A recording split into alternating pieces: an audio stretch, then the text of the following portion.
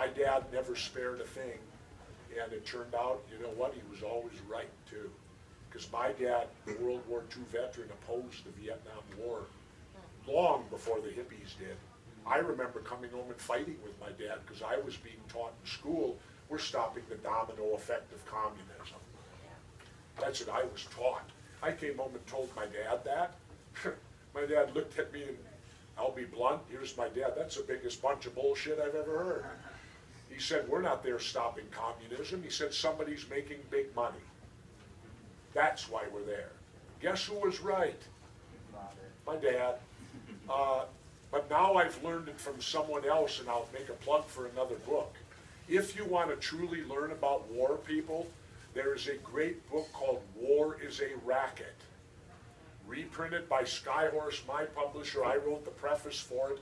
I believe this book should be mandatory reading for all seniors before they can graduate from high school, men and women. War is a Racket by Major General Smedley Darlington Butler. He served about 100 years ago in what was then called the Banana Wars, Central and South America.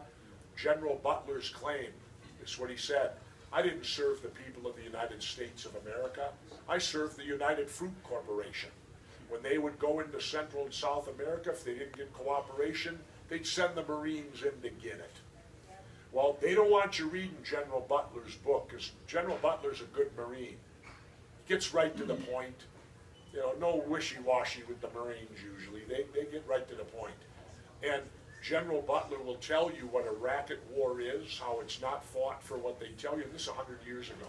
When my wife read it, she said, my God, this could be written today about war. And now can they discredit or destroy Smedley Butler's credibility? Right? That would be the natural thing you'd want to do, right? Only thing is, General Butler's invincible. You want to know why? He didn't win one, he won 2 Congressional Medals of Honor. Isn't that someone you ought to listen to when it comes to discussing war? Because gentlemen, ladies, you don't win the Medal of Honor behind a desk.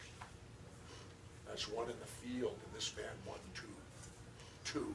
It's remarkable to win 1, but for a man to win 2, that's why I listen to him. And he says, well, you know what he says too? Here, I'm plugging his book.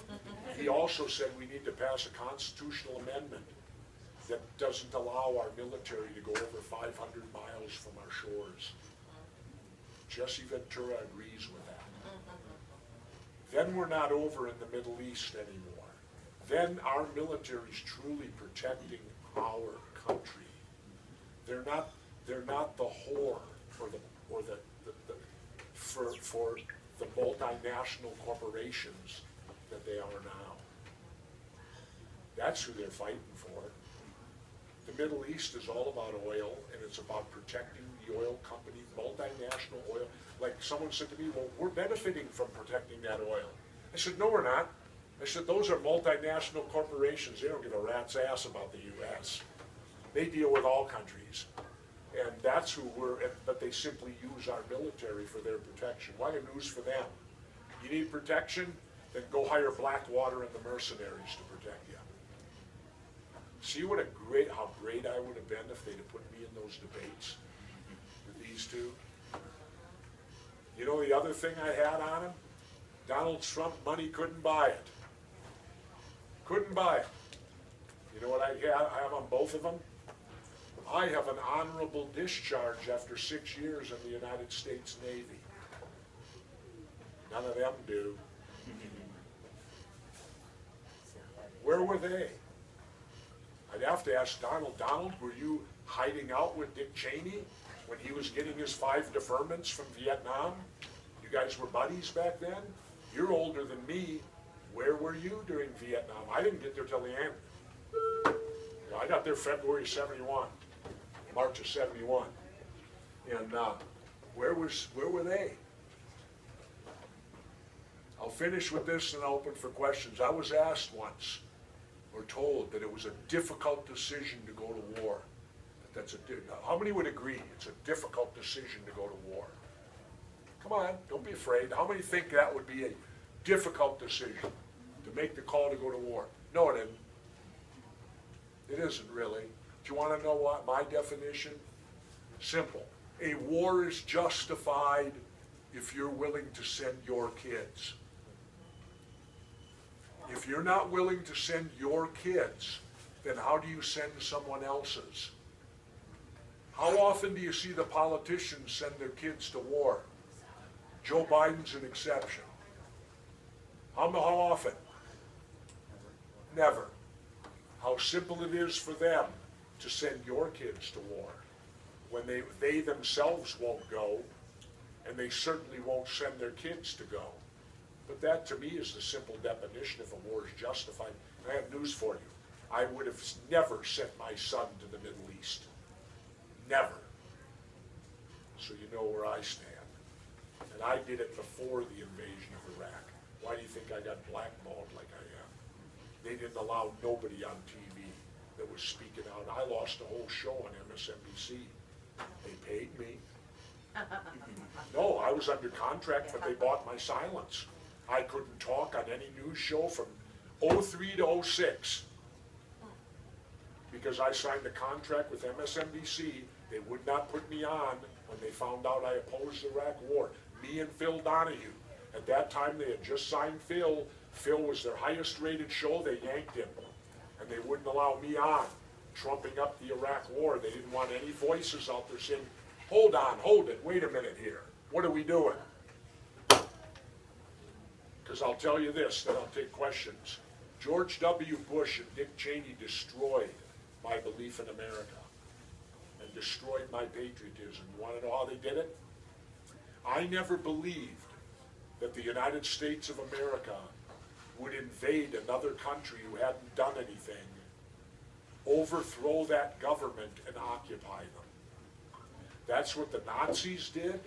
That's what the communists did. And now we've done it. And then when you add torture to the mix, that the United States now tortures people. Think of that. Shouldn't we be above that? We of all people? And yet, you had 16 Republican candidates this year, all 16 of them who I deemed ineligible to be our president. Every one of them should be disqualified. You want to know why? Every one of them said they tortured. So here you have a potential commander-in-chief who's admitting would commit a war crime before taking the job. We're comfortable with that, people? I'm not. I ain't, and I'm a veteran. I'm not comfortable with that at all.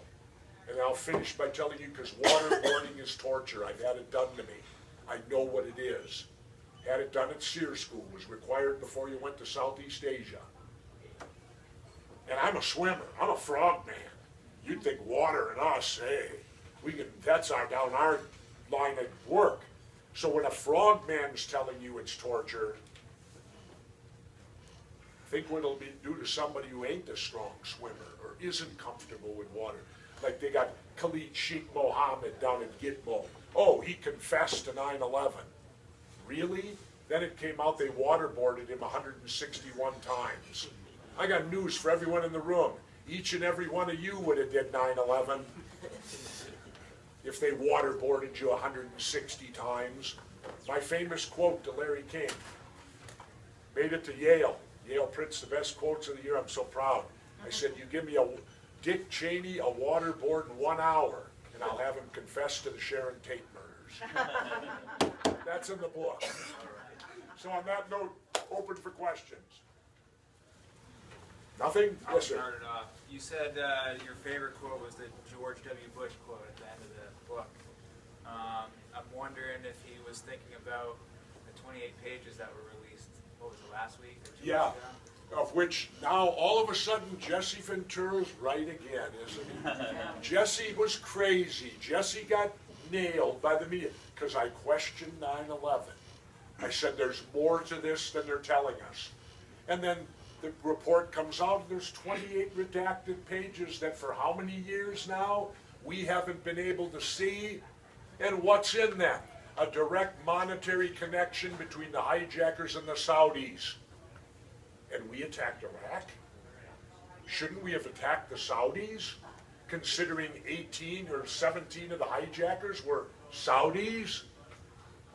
And who is the Saudis' biggest enemy? Iraq. So who ran our government? We did the Saudis' work for them. We took out Saddam, just exactly what they probably wanted. And now it appears they attacked us. If they're the money behind these guys and they were all on the bankroll from over there, well, you all got jobs. Aren't you working for the person who pays you? Or do some of you work for people who pay you and you don't do nothing for them? Anybody like that here? Anybody work or anybody do nothing and have someone pay them, other than someone dying and leaving it? Nobody. Well, then it stands to logical sense then. The hijackers were working for the Saudis, weren't they, if they were on the payroll? But then again, let's remember, the bin Ladens were all flown out of the country the next day. Weren't interviewed, no nothing like that went on. Gee, could this 28 pages be the tip of the iceberg instead of the iceberg?